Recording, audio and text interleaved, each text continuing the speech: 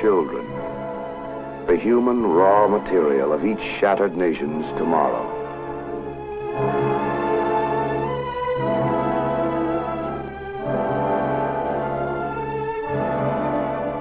Each nation's preview in flesh and blood of its future.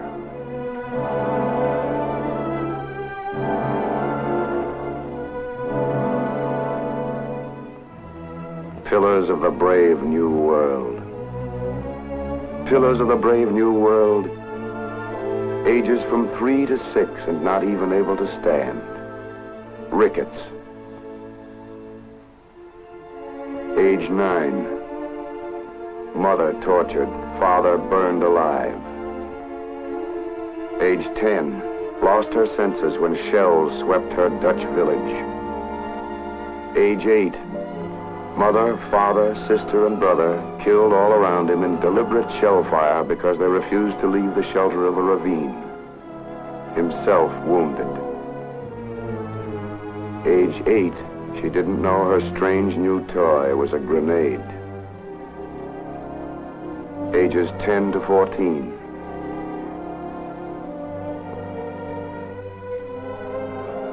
Age 3. Stunted and warped by nutritional deficiencies.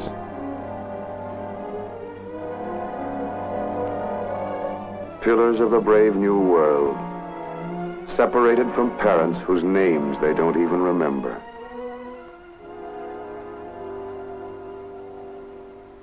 Roaming like wolf packs, stealing, begging, education neglected, all normal influence gone, living in filth. And millions more like them, from which will emerge new leaders. New leaders who also will bear the burden of keeping the peace together. For here too, as well as in more fortunate nations, are makers of tomorrow.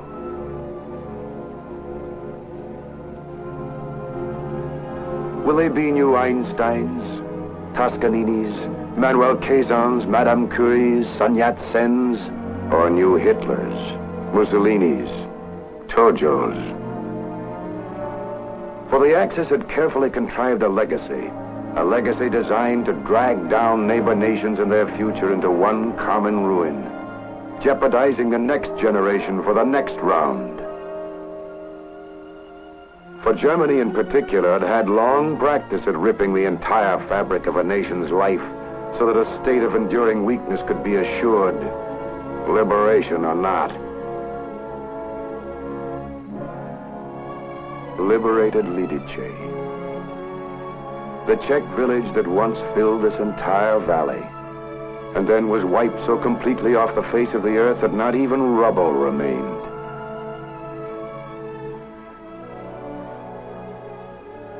For all the women were sent to concentration camps, of which these are among the surviving few. For all the men and boys of the village were shot and buried in one common grave.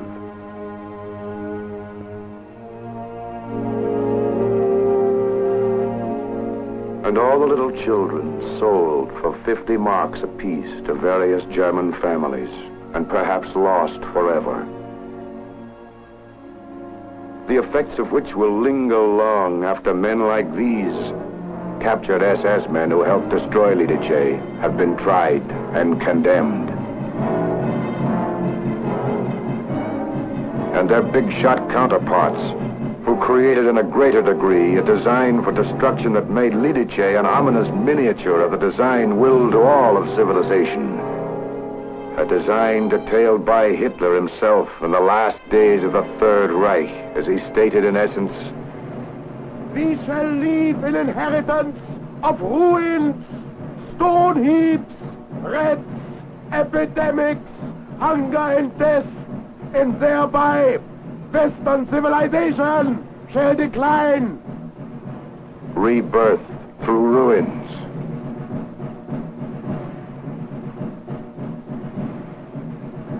Twisting whole countries into economic cripples, weakness that will last for decades.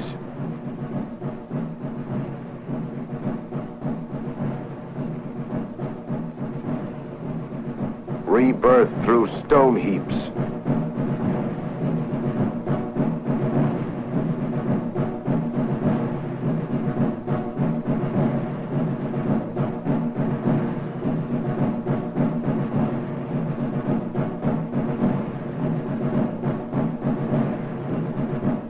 Reducing human living to animal level.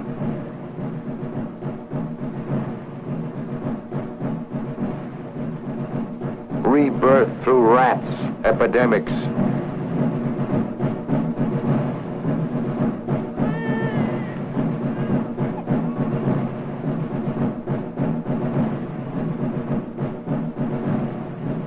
Nothing reduces population like plague.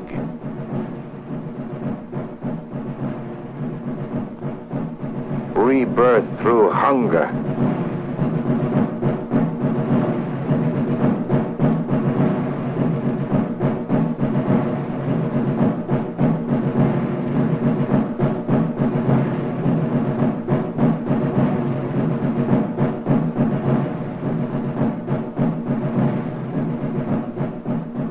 A starved nation cannot be a sturdy one, and malnutrition leaves a lingering mark. Rebirth through death.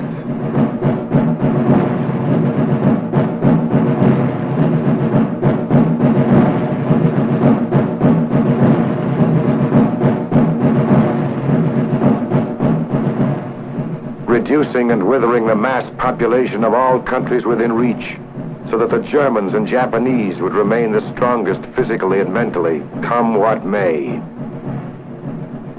And thereby civilization shall decline.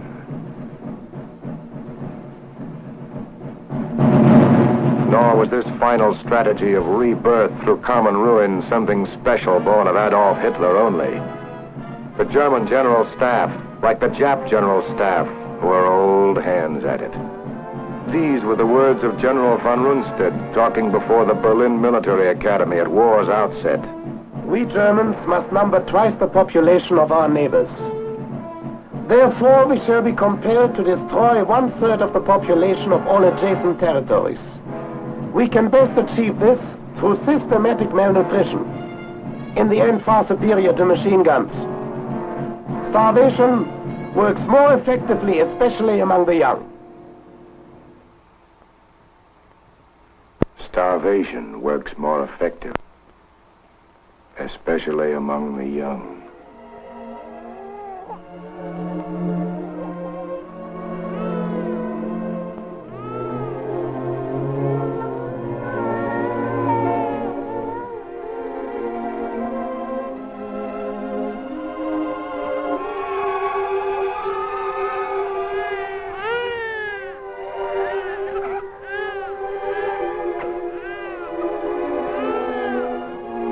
Unquestionably, of all the victims in the program against whole populations, the most pitiful have been the most precious, the young.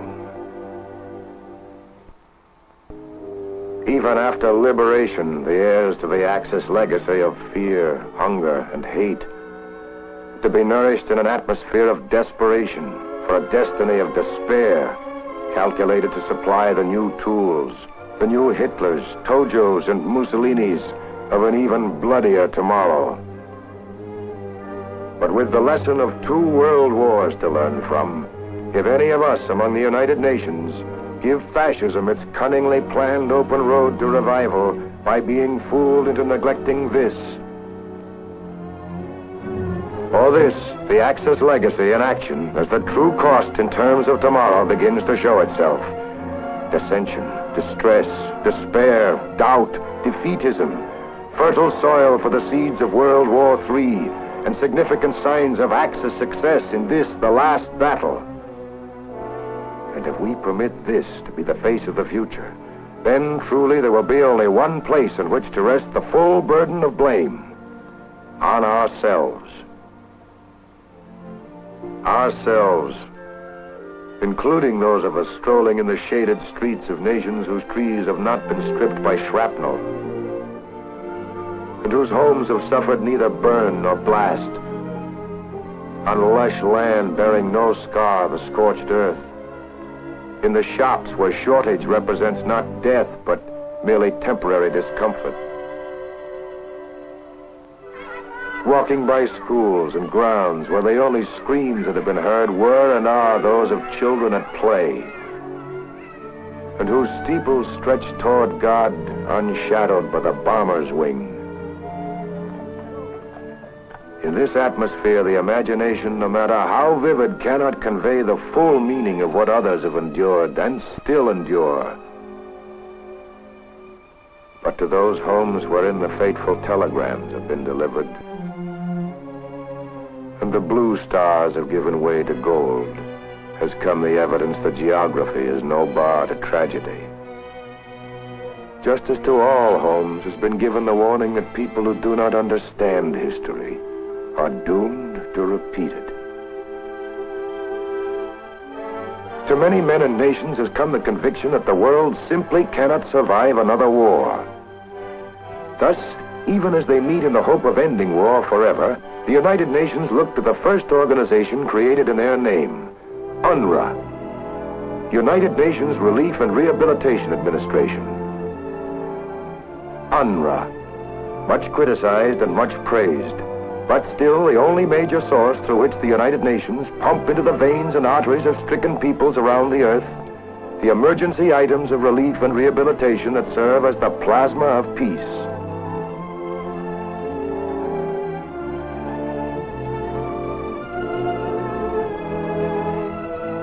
Items from 6 continents and 7 seas.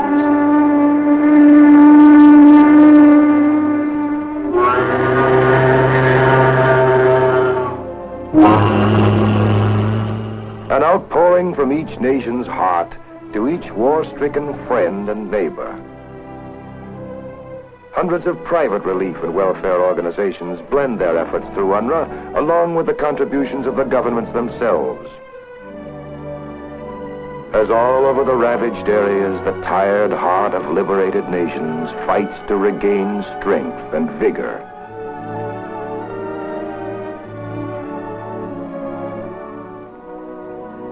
And the strong heart of the United Nations working hand in hand to help.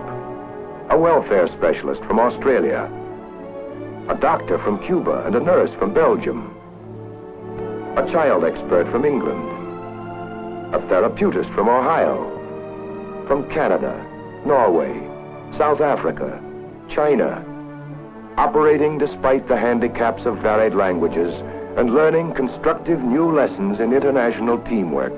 For it very wisely has been said that the nations will learn to work together only by actually working together. And by providing treatment and artificial limbs for the crippled and disabled. And teaching occupations that will enable the men to stand on their own feet again, even though the feet themselves be artificial. And with donated shoes, learning to be shoemakers so that they may later serve their own villages.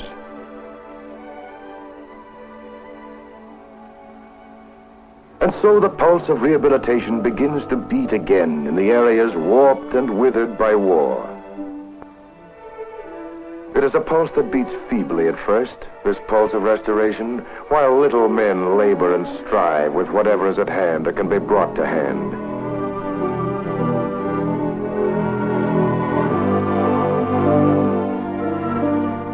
And the mounds of supplies seen on the docks and in the warehouses melt down into inadequate, minute portions, carefully measured out so that all may share and survive and work.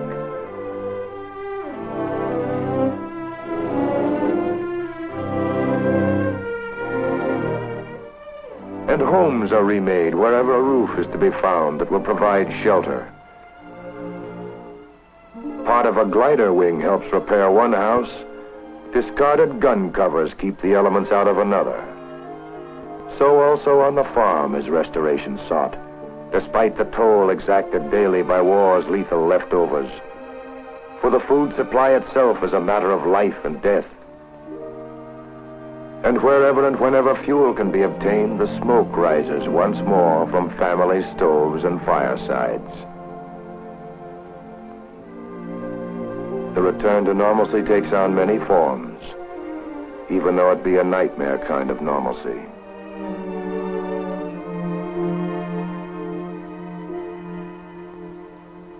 UNRRA is able to report progress, but small in comparison to need.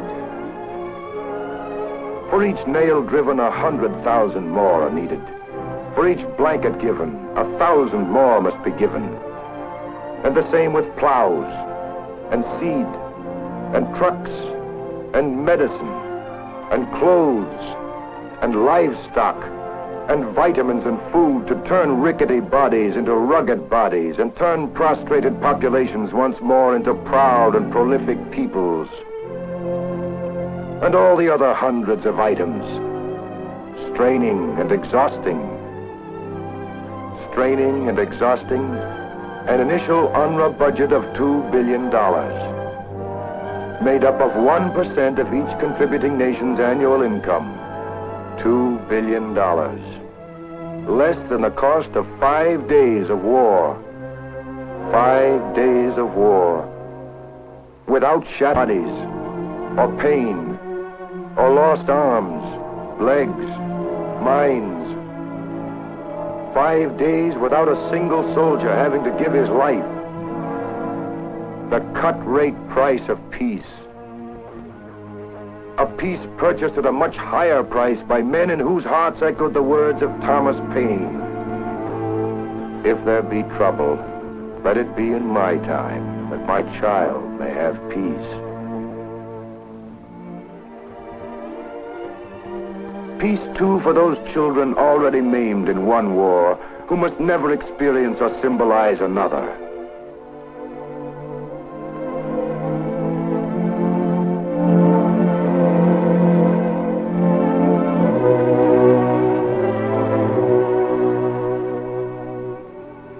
What seeds of destiny will sprout from within these ravaged ranks in lands where the specter of famine stalks? New Führers or new lovers of liberty? The answer?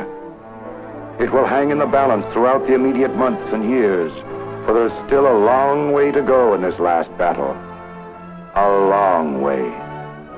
While men of goodwill everywhere face the challenge to shape a world in which each nation's upcoming generation can walk with hope and confidence the paths of peace and strive to meet the responsibilities and preserve the victories won by fighting men of the United Nations the hard way, and establish once and for all that even stronger than the atomic bomb is the human heart.